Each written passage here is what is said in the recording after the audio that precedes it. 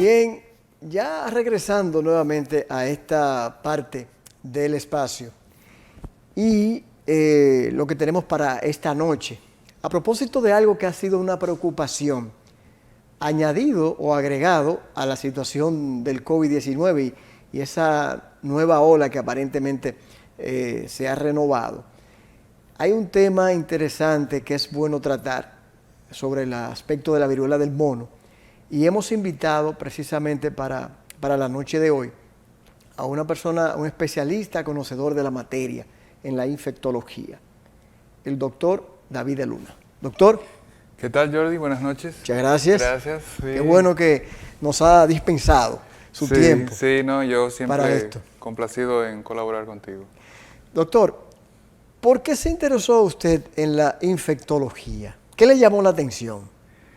Bueno, de la infectología en ese momento, cuando yo me fui por la infectología, uno de los factores era que en ese tiempo había muy pocos especialistas en el área. Entonces era un campo que incluso para otros médicos era un poco oscuro e incluso de poca motivación para muchos de irse por ese lado porque mucha gente no le veía el peso. Entonces para mí yo entendí que sí había terreno donde otros no lo estaban viendo. Indagando. Indagando y entonces me fui por ahí y precisamente muchas ideas que me hice en el tiempo que yo era estudiante, de cosas que podía yo colaborar y hacer ahora a la fecha, muchas de ellas son realidad, como por ejemplo que hay una filial norte de la Sociedad Médica de Infectología, como que el infectólogo ya puede ser un médico no solo de condiciones muy especiales, sino que puede ser un médico que empieza desde las enfermedades más básicas hasta llevarlo a lo complejo, que el infectólogo tiene mucho que enseñar sobre materia de resistencias bacterianas y se ha logrado mucho terreno como eso, y que incluso que los antibióticos se han visto como medicamento de usos especiales, no como de un medicamento de uso cotidiano. Genérico. Y precisamente, aunque ese es el reto más importante, pero hemos hecho algunos pasos que gracias a Dios y también al centro que elegí donde elaborar, que es el HOMS, yo he podido incursionar en muchos de esos aspectos. ¿Cómo estamos a nivel de investigación? Porque yo creo que tiene mucho que ver esa rama de la medicina. Sí, tiene mucha conexión que ver con la investigación. En nuestro país se dan algunos pasos, hay algunas investigaciones, yo he colaborado en algunas, tengo algunas publicaciones que he hecho en materia de resistencia bacteriana, pero falta muchísimo por hacer, porque cuando tú sales fuera del país a codearte con otros, sí. Tú te das cuenta que tú lo que estás haciendo son cosas muy rudimentarias en comparación con las que ellos ya han logrado, pero por algún lado se empieza. Yo entiendo que en los últimos 3 a 4 años, con el esfuerzo que hemos hecho un grupo aquí del Cibao, más otros que han hecho otros grupos de Santo Domingo, se han logrado muchas cosas, al punto de que, por ejemplo, ya hay una segunda residencia para formar infectólogos. Todos los años nosotros tenemos algún grado de representación en los 2 eventos más grandes que tienen los infectólogos, que son el de la Sociedad Americana de Infectología y el de la Sociedad Europea de Infectología. Es decir, que se va haciendo mucho de a poco y entiendo que sí, que vamos creciendo en ese aspecto. Sí. Entrando en la parte ya del tema que nos ocupa, ¿qué es la viruela del mono? Sí, la viruela del mono, como así suena, tiene una relación con la viruela, aquella viruela la tradicional de hace 40 años. De la que fue erradicada en el 1979. Sí. Son familias, son parte de la misma estirpe viral, que son ortopoxvirus. Los virus tienen familias, grupos, géneros, entonces en este caso pertenecen a la misma familia. Y evidentemente sucede que es un virus que provoca lesiones en la piel, ampollosas, provoca lesiones rash o exantemas que van evolucionando, que el paciente va teniendo fiebre y una serie de síntomas. Tradicionalmente no habíamos escuchado mucho sobre eso porque la mayoría de los brotes ocurrían en la parte central de África un poco en la parte, sí, un poco en la parte oriental, y entonces quizá uno no escuchaba mucho. Los brotes que sí ocurrían, por ejemplo, en Occidente, tenían que ver mucho con personas que habían viajado precisamente de Nigeria, del Congo y eso, y que habían tenido contacto con animales salvajes.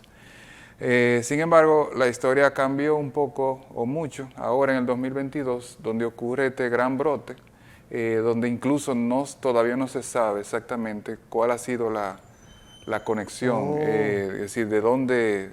La causa, el origen, qué fue lo primario. Okay. No se sabe exactamente lo que pasó. E incluso lo que nunca se había encontrado era ese contacto de persona a persona tan importante que se vio ahora. Sí. En otros brotes no había ocurrido. No había ocurrido. Así.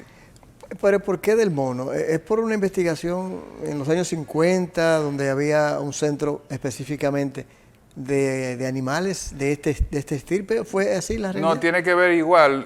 Los simios tienen una serie de virus o variantes de virus que se parecen mucho a lo que nos afecta. Por ejemplo, en el caso del VIH, sí, hay un virus que afecta a los simios con las mismas características. Incluso hay teoría conspirativa de que quizás fue el mismo virus que brincó. En el caso de la viruela, es un virus igual, pero que afecta a los simios y no nos afectaba a nosotros con la importancia que nos está afectando ahora. Entiendo. ¿Y cuáles serían los síntomas específicos que aquel que nos está viendo pudiese decir, bueno, si está ocurriendo es porque se está dando ese virus en alguien? Sí, los síntomas generalmente son, primero es bueno tener pendiente de que está muy alejado de lo que es la viruela humana, ¿verdad? Pero cuando en el sentido de los síntomas y la mortalidad y la gravedad. Ok. Porque si entramos a Google y empezamos a buscar, nos va a dar un terror porque realmente era mortal la viruela. Incluso es legendaria porque hay casos reportados de hasta 700 años antes de Cristo. Sí, claro. Y obviamente arrasaba con poblaciones. Sí. Pero en este no es el caso en ese sentido. Lo que sí ocurre... la letalidad es muy alta. Bueno, como... Pues sabemos ya la viruela normal, porque ya esa es más que conocida. Pero en el caso de la viruela del mono, y escúchame que le haga la interrupción y quizás haciéndole dos preguntas en una, ¿la letalidad es muy alta? No, la letalidad es bajitísima.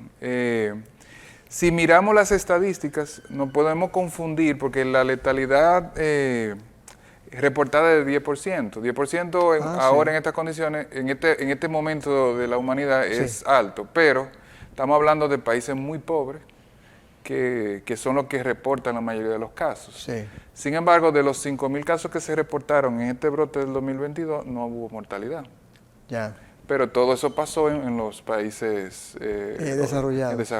Estamos hablando de Estados Unidos, Europa, creo que hubo un caso en Argentina, pero ninguno falleció. Es decir, que la mortalidad y la letalidad son muy bajitas. Ok, volviendo a la pregunta, los síntomas específicos.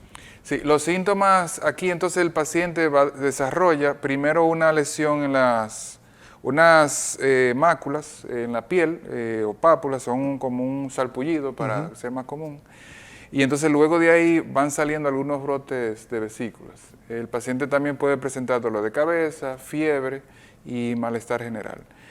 Ha habido algunos casos que presentan dolor, que ese dolor de cabeza se puede convertir en una inflamación cerebral, como una encefalitis, ya muy esporádicos. Básicamente ese fue uno de los casos que se complicó de los 5.000 que se reportaron. Entiendo. Pero después de ahí todos han sido autolimitados, es decir, que sin tratamiento muchos de ellos se han resuelto y los pacientes van a casa sin inconveniente. ¿Y cómo se produce entonces el contagio? ¿Y cómo evitar el mismo? Bueno, tradicionalmente, vamos a decir, previo a 2022, como te dije ahorita, los casos casi siempre eran de personas que viajaban, vamos a decir, hacía un safari o viajaba por una selva de esa, hacía contacto con algún simio y traía entonces la infección. Sin embargo, en estos casos ahora ha sido por contacto de persona a persona. Pero ¿Sería que mutó el virus? Eso es una teoría de que el virus pudo haber mutado y que entonces la forma de transmisión cambió. Un dato curioso, a lo cual no se tiene la respuesta total, es que los primeros casos fueron de hombres que tenían sexo con hombres. Incluso en España, unos casos que llegó hasta unos 50 casos fue de un grupo de hombres. O sea, que eso no es prejuicio. No se es tomó como un prejuicio, porque te decían, sí. bueno, hubo parte de de personas que, ¿verdad?, que tienen esa preferencia, que decían que era una especie quizás de cargarle el dado a ellos. Sí, no. Es un asunto estadístico y científico, tú sabes, epidemiológico. Obviamente cuando ocurren casos así, hay científicos, gente que se dedica a rastrear de dónde vino, cuáles han sido los comportamientos, como si fuera un crimen, ¿verdad? Y usted decía de España, ¿qué Entonces pasó? en España ocurrieron unos casos de que hubo una actividad, para decirle un nombre, donde se conglomeraron un grupo de personas con el comportamiento de tener relaciones sexuales entre el mismo sexo, especialmente hombres, y de ahí salió un gran grupo infectado. De ahí vino entonces la conexión de que posiblemente puede haber una transmisión sexual. Hasta antes no se había relacionado la viruela del mono con la transmisión sexual. Entonces, incluso en los Estados Unidos, los brotes que han habido ha sido a predominio de hombres que tienen sexo con hombres. La razón exacta no se sabe, no hay una demostración biológica de que ocurra, pero epidemiológicamente sí ha habido una conexión. Wow. Antes de la curiosidad ya para esta zona del área nuestra, la persona que esté infectada, ¿qué tiempo debe permanecer, vamos a decir que en cuarentena o aislado? Sí, eso es importante. Todavía es bueno tener claro que aquí en el país no han habido casos, ni en la región, en las Antillas tampoco ha habido ningún caso. Pero en Puerto Rico hubo un caso hace reciente. En Puerto Rico, perdón, sí, entonces en Puerto No hubo unos casos. Sí, y creo que hay 4 que están siendo evaluados. Sí, tienes razón. Habría que preocuparse, y en Trinidad y Tobago también. No había que preocuparse, doctor. Sí, bueno, de preocuparse como para alarmarse, entiendo que no. Ok. ¿Tú sabes por qué? Porque sucede que la experiencia de la viruela acumulada en los países desarrollados y la experiencia con los brotes que han venido ocurriendo con la viruela del mono en estos últimos años, especialmente en Estados Unidos, tiene una buena información de cómo hacer control de brotes de esos casos. Y entonces, por ejemplo, tienen un mecanismo de respuestas para esos casos, para aislamiento, control y poder englobar esos grupos y que eso no salga fuera de ahí. Eso hicieron en Puerto Rico con el infectado. Entonces, por ejemplo, incluso estamos diciendo que hay una mucho mejor experiencia que como cuando COVID, ¿verdad? Entonces, en el caso se me fui del asunto del aislamiento. Del aislamiento, muy bien. Tiempo. El tiempo del aislamiento, entonces, básicamente lo determinan las lesiones.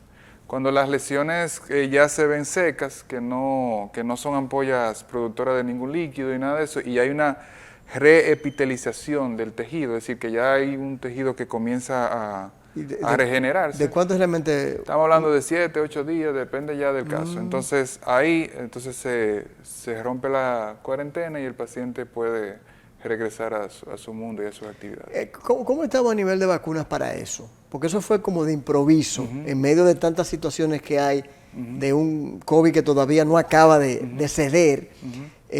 ¿Cómo estamos de vacunas a nivel mundial en ese sentido, o de investigación? Bueno, tú sabes, el tema de las vacunas, podemos decir que se está en un nivel adecuado, porque la misma vacuna de la viruela funciona.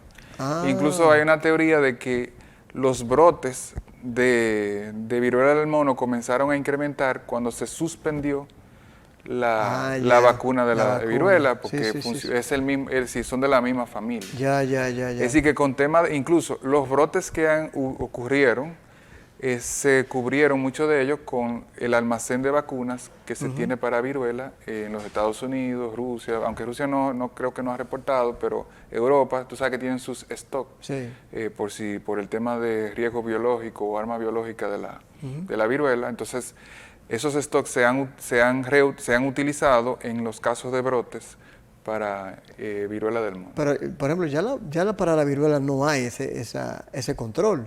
O sea, de que, por ejemplo, el nacimiento de una criatura, entonces se pueda pensar en una vacuna antiviral o antiviruela. No, para la viruela en sí no se aplica una no vacuna. se aplica. Desde el 1979 A partir de la erradicación. Entonces, y en el caso para esta, no hay una recomendación. No, porque obviamente tú dices 5.000 casos, pero estamos hablando del globo completo. Entonces no es factible tú ni siquiera para los laboratorios es negocio, vamos a decirlo así. Sí. Entonces, ¿dónde se aplican? ¿En qué grupos se aplican? Bueno, en laboratorios de investigaciones donde haya una persona que maneje el virus con alto riesgo. Entonces, en esas poblaciones se aplica, pero así a poblaciones generales no se aplica. Ya, y entonces no hay un refuerzo de vacunas ni nada por el estilo. No. Si hubiera, vamos a decir, si eventualmente hubiera un brote aquí en República Dominicana, que no lo ha habido, ¿verdad? Lo que ocurriría es que se toma ese individuo o esa persona, se coloca en aislamiento, posiblemente los contactos cercanos se coloquen se le vacune, ¿verdad? E incluso se pueda utilizar algunos antivirales que se han investigado y que funcionan, se pudieran utilizar como terapia para reducir el tiempo de tratamiento. Pero si son pacientes con síntomas leves, que son la mayoría, con síntomas moderados, como te dije ahorita, son autolimitados y esos síntomas desaparecen solos, y el paciente ya en el momento que ya se determine que puede salir del aislamiento, entonces se da de alta. Aunque no sea de la viruela, ni del mono, ni aquella que fue erradicada, la que conocemos, por ejemplo, la generación de nosotros, o mejor, en este caso yo soy más viejo que usted. Pero ¿qué otras? Por ejemplo, aquellas madres que son primerizas, que os van a dar a luz. ¿Qué recomendaciones de otras vacunas usted sugiere que puedan estar pendientes para la colocación? Sí, es bueno esa parte que tú comentas, porque tampoco debemos confundir con la varicela, ¿verdad? Sí. Entonces, la varicela tiene otro comportamiento, son lesiones en la piel, vesiculosas y eso. ¿Y qué pasa con esa varicela? Con eso sí hay vacuna. Entonces, y eso es importante, colocar esa vacuna. Se coloca, si no me equivoco, al año del bebé, y es muy importante porque tú reduces ausentismo escolar, también evita que los padres luego que pierden la inmunidad se infecten. Claro. Y hay una serie de ventajas que tiene la vacuna de la varicela. Ya en el caso completo de los bebés, hay todo un esquema por el programa ampliado de inmunización, que inmediatamente el bebé nace, que también es muy importante que tú me comentes eso, porque a veces hay temas de que cuando el bebé nace, que si le puedo colocar la vacuna o no, que está muy reciente, y precisamente esas vacunas, como por ejemplo la del BCG, la de la hepatitis B, que se colocan al nacimiento, hay que ponerla al nacimiento. Eso no fue una decisión al azar, eso son decisiones que se investigaron, que se está seguro que no le van a provocar ningún daño y que al contrario le va a proteger. Entonces, esas vacunas están indicadas de nacimiento. Luego hay otras, que es por ejemplo la MMR, que es la del rubeola, sarampión y papera, que también tiene sus fechas de indicación. La pentavalente, que es una vacuna que tiene 5 componentes, también tiene sus indicaciones y su esquema. Es decir, que al nacimiento hay una cantidad. Pero muy importante, que se nos olvida, porque te lo digo porque como yo soy infectólogo de adultos, es los esquemas de vacunación en el adulto. Muy buena. Si puede hacerlo rápidamente, por cuestión del tiempo. Que a partir de los 60 años ya usted tiene una cantidad de vacunas que debe colocarse. Sí, por ejemplo, la de la varicela zóster, que no es la misma de la varicela, la que te da la famosa culebrilla, hay una vacuna para eso, que tú te lo colocas a las 60 y reduce muchísimo el riesgo de que te salga una culebrilla. La vacuna del neumococo, esa va a partir de los 60 años.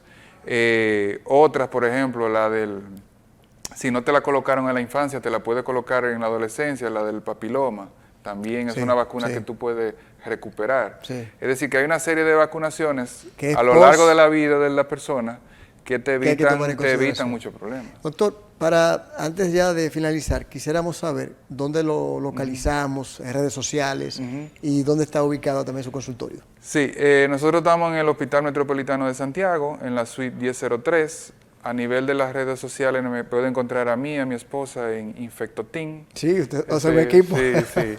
Entonces ahí en Infectoteam RD estamos ahí, especialmente mi esposa se encarga de mantenerla actualizada, de subir muchas informaciones sobre viruela del mono, hay bastante información, así que están bienvenidos a integrarse a esa plataforma.